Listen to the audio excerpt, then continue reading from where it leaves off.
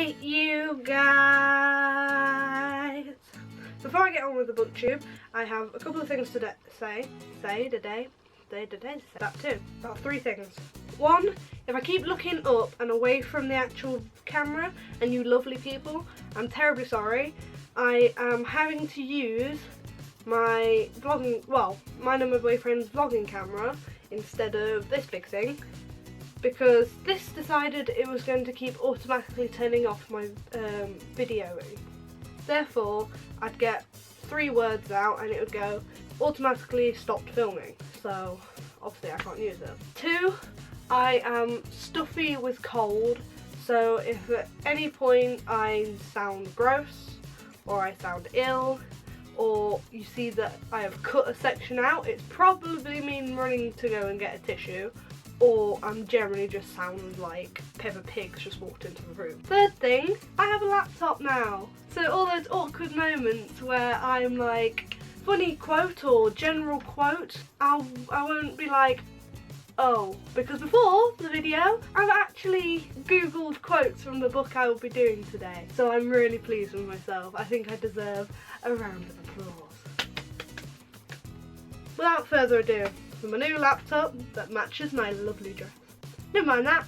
All the Bright Places by Jennifer Neven. I have done this booktube 3 times, and each time I've said that a different way, so really sorry if I got that wrong. It's a contemporary novel, I think you call it. I don't know, it's not fantasy, it's real life shit. So yeah, I'll read the back for you. I'm so sad. I let my friend borrow it, and she probably hasn't. A cat or something. One of the people in her house has accidentally dog-eared the side of my book. I don't blame her, because she loves books as much as me. She wouldn't do this. Somebody murdered my book. Wasn't her. Anyway, I'll actually read the back now. Theodore Finch wants to take his own life. I'm broken and no one can fix me. Violet Markey is devastated by her sister's death. In that instant, we went ploughing through the guardrail. My words died too. They meet on the ledge of the school bell tower, and so their story begins. It's only together that they can be themselves. I send a message to Violet. You are all the colours in one at full brightness. You're so weird, Finch, but that's the nicest thing anyone has said to me. But as Violet's world grows, Finch's begins to shrink. How far will Violet go to save the boy that she has come to love? If that didn't make sense, I don't know if this is going to zoom in, but you can just see that's meant to be handwriting of the characters, and then this is actually text. So that's text, that's text, that's text, and then that's meant to be handwriting, handwriting, handwriting, handwriting, text. So it was technically them talking. I loved this book. I bought it the beginning of 2014. That's when I bought it, and I was reading it, got about here, and completely stopped. I put it down. I don't know why. So I never got really into it when I first picked it up.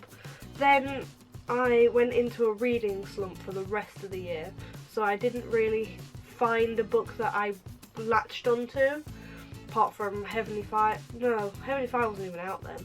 But yeah, I went into a big reading slump.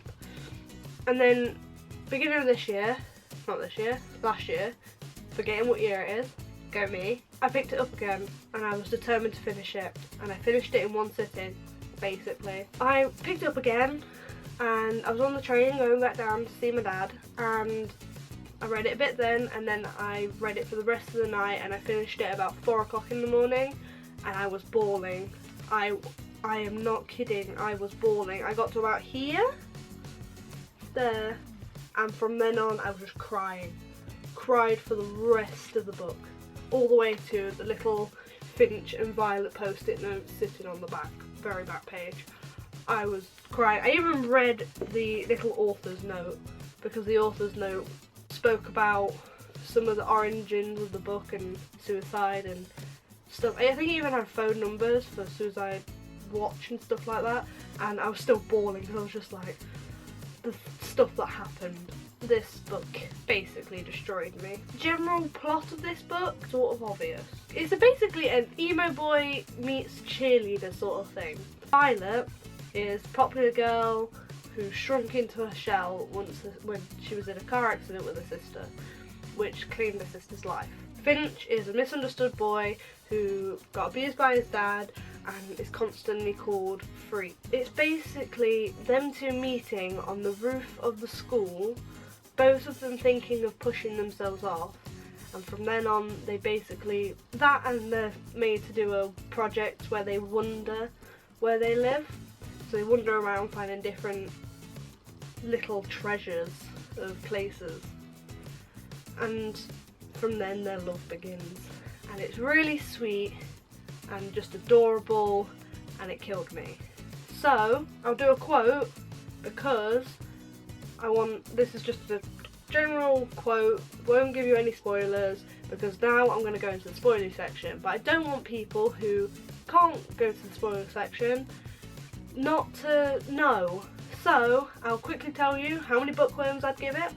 9.5, for especially because it's a genre I don't really read. I read fantasy, random, you know, stuff like Unravel Me and Fifth Wave and Emerald Green. I don't really read ones like Fault in Our Stars, though I have read it, and different ones like that.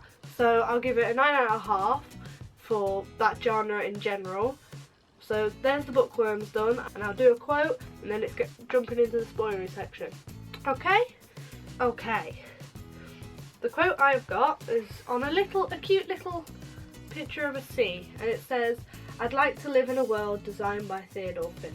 And this one is horrible. What a terrible feeling to love somebody and not be able to help them. And that is basically the book. So that's it for the non-spoilery section. Go away and read it.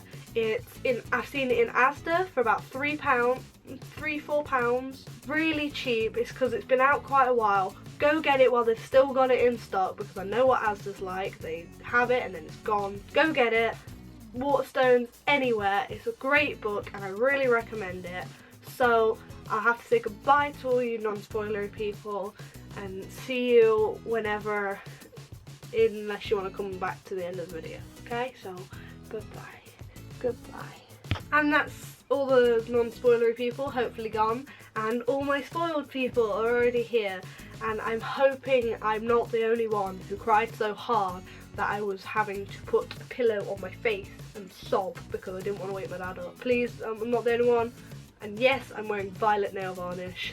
Violet, I thought it was appropriate for the feels and the sadness, and I'm so annoyed. I was so thinking that she could save him, and then I was hoping that he was going to turn up, she was going to get there in time, she could save him, and no, he's freaking dead.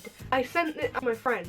I'm the stereotypical bookworm that reads a book, screams and cries and gets really upset, rings my friend and goes, "You need to read this book."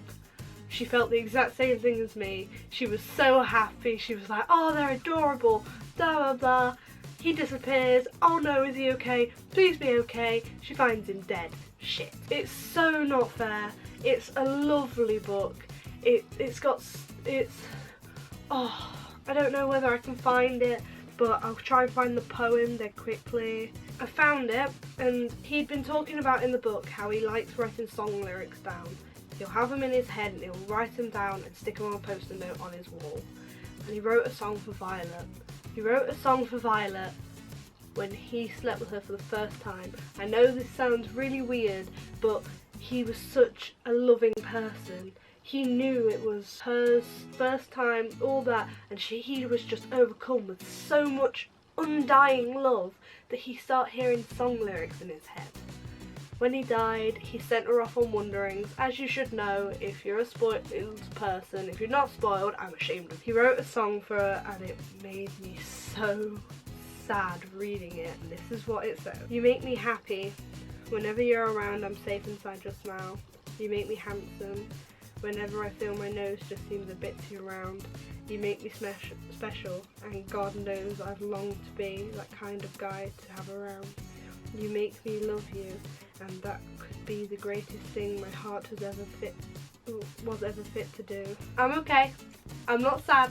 I'm not. I can hold myself. I can hold my tears. It's cool.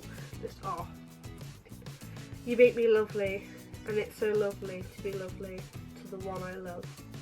You make me happy. You make me special. You make me lovely. Tears! Tears!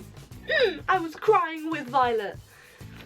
This book, oh, it just also, it shows such a message as to suicide is a thing, suicide is a problem, depression is a problem, and it needs to be dealt with. Ooh, Finch's parents so annoyed me. They automatically brushed it under the desk as an accident. He must have fallen in and hit his head and drowned, blah blah blah. No, he jumped in, he let himself drown because he had depression and they did not want to accept that their son was not normal.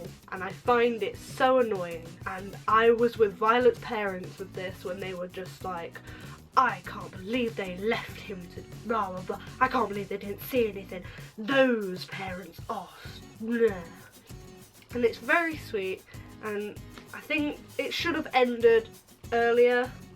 It should have ended, I can't remember where it should have ended, but it should have ended down where she was making a letter to someone who had committed suicide. Yeah, she wrote on about a letter to someone who had committed suicide, and she was writing to him, even though he's never going to see it again, obviously. But it should have ended there. I thought it should have definitely ended there because that was just a perfect ending. And then had like a page that said couple of weeks later, something like that, and she realised that there were other places that he had been without her, and then she went and looked around, because that's what Wanderings 2 and 3 and 4 and 5 were. It's great, and I just have nothing else to say about this book. It was so good, and it was so upsetting. You know it's a good book when it makes you cry with the character. Bookworms, I said it before the spoilery section of this book review, so I'll leave it there. What I want you to do now is like, comment and subscribe to this channel, because I love talking to you guys about books. I love just babbling and looking at the camera and thinking there's people on the other end of this camera that are going to know what I'm on about, that are actually going to be like, I felt like that too. So thank you so much for watching, and like I say in every video, I'm going to go read a book. Bye.